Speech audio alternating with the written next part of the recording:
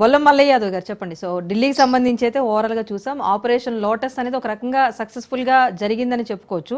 But తెలంగాణతో compare చేస్తే ఇక్కడ ఎనాలిసిస్ వేరేగా ఉంటుంది. సో తెలంగాణలో పాగా వేసేందుకు నెక్స్ట్ స్టెప్ అదే తీసుకుంటుందని చెప్పేసి అంటున్నారు. సో ఇందులో ఏంటంటే బీఆర్ఎస్ని ఇక్కడ పరిగణలోకి తీసుకుంటారా, లేకపోతే కాంగ్రెస్ టార్గెట్గానే ముందుకు వెళ్తుందా? ఆపరేషన్ లోటస్ ఇక్కడ ఎలా ఉండబోతుంది అనుకుంటున్నారు?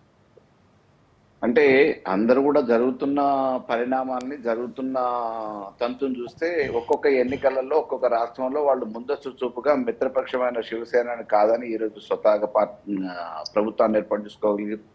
అదే రకంగా ఢిల్లీ లాంటి రాష్ట్రంలో కూడా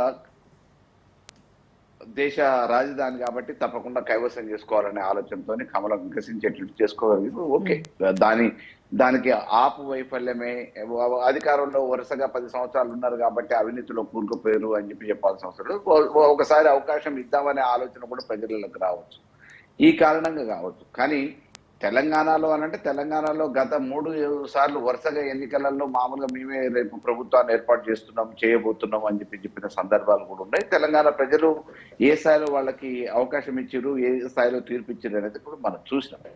అంటే వేరే రాష్ట్రాలతో పోలిస్తే తెలంగాణలో ఒక ప్రత్యేకత ఈ రోజు ఉన్న పరిస్థితులలో తెలంగాణను సాధించిన రాష్ట్రంగా 10 సంవత్సరాలు ప్రభుత్వాన్ని నడిపించిన పార్టీగా మేమేం చేసినాము, ఈ రోజు కాంగ్రెస్ అధికారంలో రావడానికి హామీలు ఇచ్చి ఆ హామీల్ని నెరవేర్చలేక ఏం చేస్తుంది అనేది ప్రజలు గమనిస్తున్నారు. కాబట్టి ఎవరి పాలన బాగుందనేది బేరీ చేసుకున్నప్పుడు గత పాలనను పోలిస్తే ఈ రోజు కాంగ్రెస్ పరిపాలన బాగాలేదనేది ప్రజల బహిరంగంగా చెప్పుకుంటున్నారు. ఈ పరిస్థితులలో మళ్ళీ కొత్త వాళ్ళకు ఒక జాతీయ పార్టీ అనే పేరు మీద చేతులు కాల్చుకొని మళ్ళీ ఒక ఎక్స్పెరిమెంటల్ చేస్తారనేది అయితే మేము అనుకోవట్లేదు.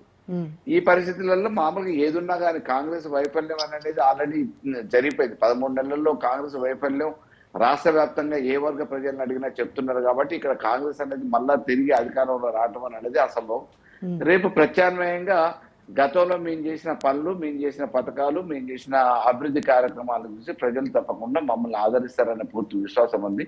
ఇప్పుడు 1 నేషన్ 1 ఓట్ అని చెప్పేసి ఏ రకంగా అయితే అని అంటున్నారో ఆ క్రమంలో దేశవ్యాప్తంగా స్కీములు అన్ని కూడా ఒకటే పెడితే అయిపోతుంది కదా. ఏ రాష్ట్రానికి ఆ రాష్ట్రం అధికారంలో రావడం కోసం అక్కడ జాతీయ పార్టీ అయ్యింది ప్రాంతీయ పార్టీలతో పోటీ పడి ప్రాంతీయ పార్టీ మాదిరిగా పథకాన్ని మామూలుగా ఎక్కడికక్కడ ప్రకటించే బదులు మరి దేశవ్యాప్తంగా మా పార్టీ ఇట్లా చేస్తుందనంటే పెన్షన్లు ఒక రకంగా ఉంచొచ్చు అన్ని రాష్ట్రాలలో, అదే రకంగా తీసుకున్న ప్రతి కార్యక్రమాన్ని దేశవ్యాప్తంగా వర్తింపజేస్తామనంటే మరి ప్రజలు ఆదరిస్తారేమో చూడొచ్చు. కానీ ఈ రోజు అధికారం వాళ్ళకి పరమావధిగా అధికారం కైవసం చేసుకోవడం కోసం ప్రాంతీయ పార్టీలతో పోటీ పడి ప్రాంతీయ పార్టీలు ఏవైతే అభివృద్ధి చేస్తామని మేనిఫెస్టోలో పెడుతున్నారో దానికి అదనంగా మేము చేస్తాం జాతీయ పార్టీగా అని చెప్పేసి మా కొత్త కొత్త పథకాలతో ఊరిస్తున్నారు.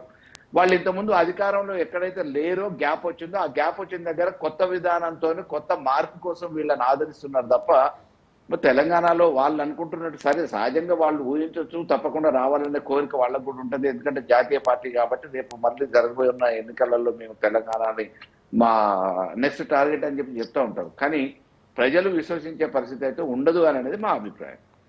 సో